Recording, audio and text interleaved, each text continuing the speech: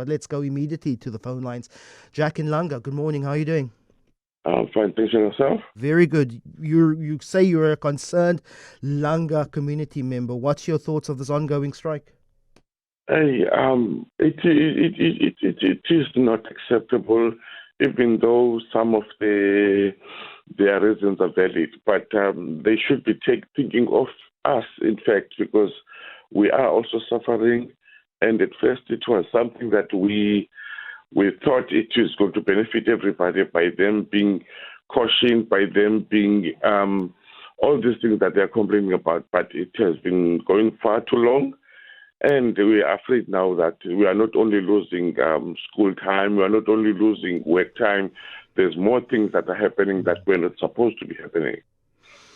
Jack, there's an unconfirmed report. I'm seeing some social media around last night, some tension between the neighboring Bonteheuwel community. I just want to know if you know of any incidents between community members, neighboring communities, because what invariably is going and usually does happen is that when resources are scarce, when people are scared, then communities, and we know the very troubled issue of social cohesion in this city and many parts of South Africa. What is currently happening between Langa and Bonteheuwel?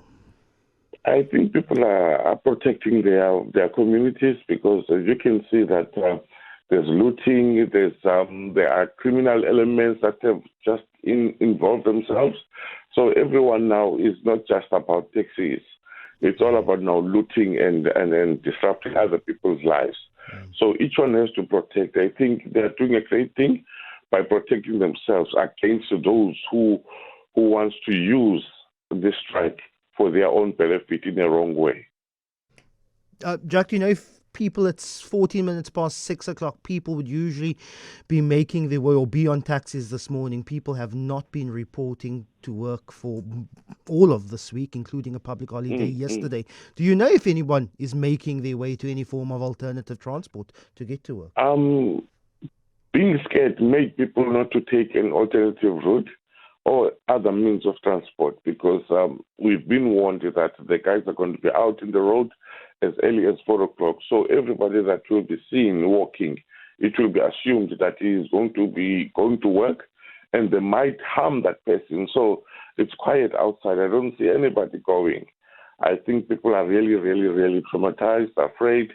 They are not sure or certain of what will happen should they go outside or find an alternative route to go to work. Jack and Langa, really appreciate your call. Angus Mckenzie, councilor for the larger Bonteheuwel area. Morning, Angus. Reports of some incidents between residents of Langa and Bonteheuwel last night. Jack from Langa talking to us, saying that communities are scared and therefore they're suspicious of each other.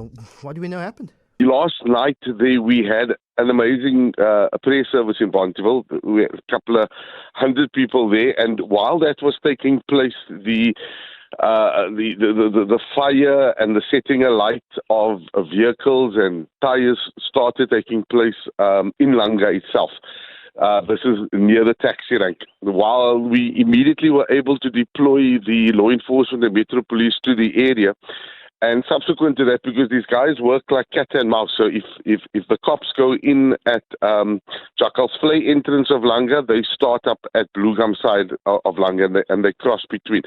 What then subsequently happened was they then started pushing onto Jakes Gerwel Drive. This took place around 7, just before 7 yesterday evening, and they started setting alight tires to block off Jakes Gerwel Drive.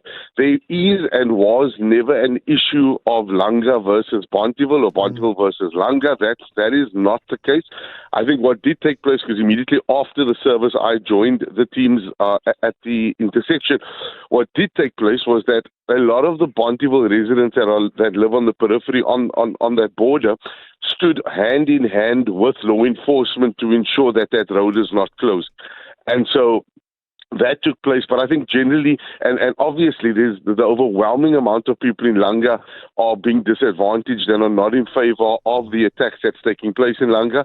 So it's become a no-go zone because of the taxi strike, but there has been a very, very high level of visibility of police, law enforcement, and to the most part, we've been able to curb any push on that violence. This morning, roads are clear. Angus, we know that many people in Bonteheuwel make use of taxis. It's the 8th day of the taxi strike.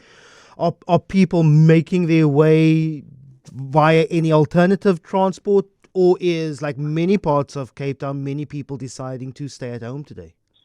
So we have worked quite closely in Bonteheuwel, specifically in Bonteheuwel and here's the great thing, we have Langa people coming into Bonteheuwel catching buses. So we've worked very closely with the Golden Arrow bus services, and they've been able to come in and out of Bonteheuwel with no issue. Going into Langa is obviously a major issue at the moment.